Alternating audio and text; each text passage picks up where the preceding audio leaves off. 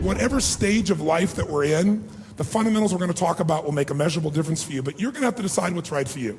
So all I'm trying to tell you is, today, think of this as a second opinion. Think of this as the most important subject of your life, even though you may not have made it that way.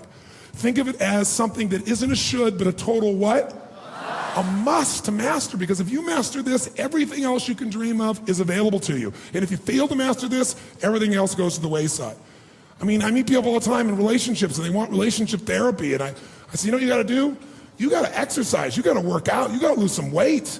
You guys are just so tired, there couldn't possibly be any passion. When you're exhausted, there is no passion. And people say, okay, well, I'm gonna really work on a plan and I'm gonna organize things and I'm gonna find the best trainer. And you know, I come back and I'm talking to them a week later and they're still planning things. And this woman's telling me, no, but I'm gonna get the best trainer. I'm gonna have the very best trainer and organize this. I said, ma'am, with all due respect, you don't need a plan, you need a trainer, you need somebody who gets behind you and just yells, run!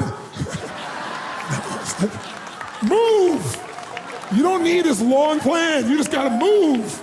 You know, we're living in a society where nobody moves anymore.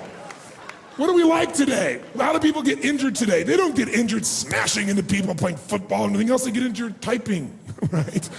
You know, picking up a pencil. That's how people get hurt today, because we don't use everything anymore. We live in a box. Think about it. Think about our lives today and how different it is than maybe the way we were formed to be made, to run, to hunt, to create, to procreate, to raise our children, to move, to farm, to do all the things that made us use all of our body. Today, what do? You wake up and you have this box life. You have a box breakfast, right? You get in your box car, you drive to your box office, you load up a box elevator. You don't use the stairs, of course, right? You go to your box office where you type on a box, talk on a box, right? Go into a box room for meetings, right? Sure enough, got a little box you can type on, listen to music on, box, have your box lunch, drive your box home, or get in the train or subway, and another box home, get home to your box, and then turn on the box, type on a box, message on a box, and maybe go get a cylinder to change your state, right? Maybe. And most people's idea of exercise in our society today is fill the tub, pull the plug, and fight the current. That's the world we live in today. And so it's not hard to figure out why we're getting fat and why we're feeling kind of tired and why we're building up acid in our system, consuming foods that have nothing alive in them anymore, where everything is denurtured and everything is chemicalized or radiated. So it can feel overwhelming. But I think if we got back to our common sense and if we were really committed, we could make it all work.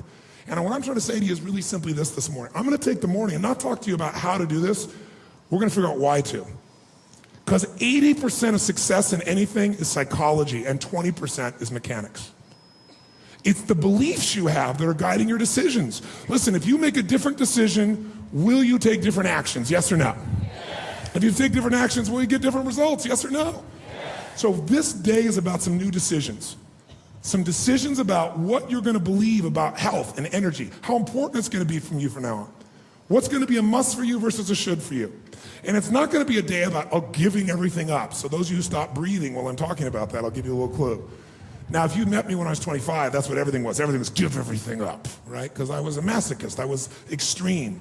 But thank God I met my wife, Sage, right? Anybody who's been through our Life Mastery program, they all bow to Sage because she balanced me out. Before I met Sage, I'd gone 24 years without one bite of chocolate.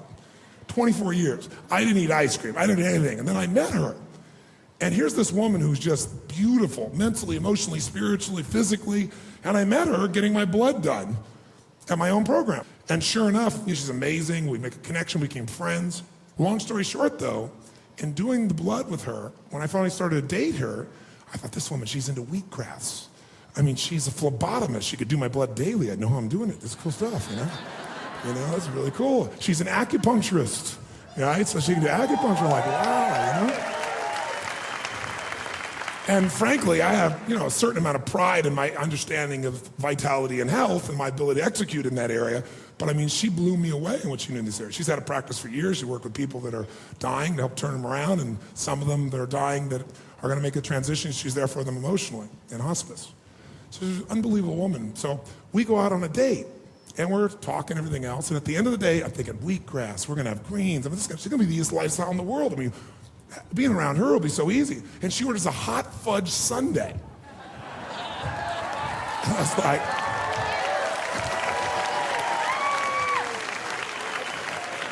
I looked at her and I said, "What are you doing?" And she said, "Living, anal man."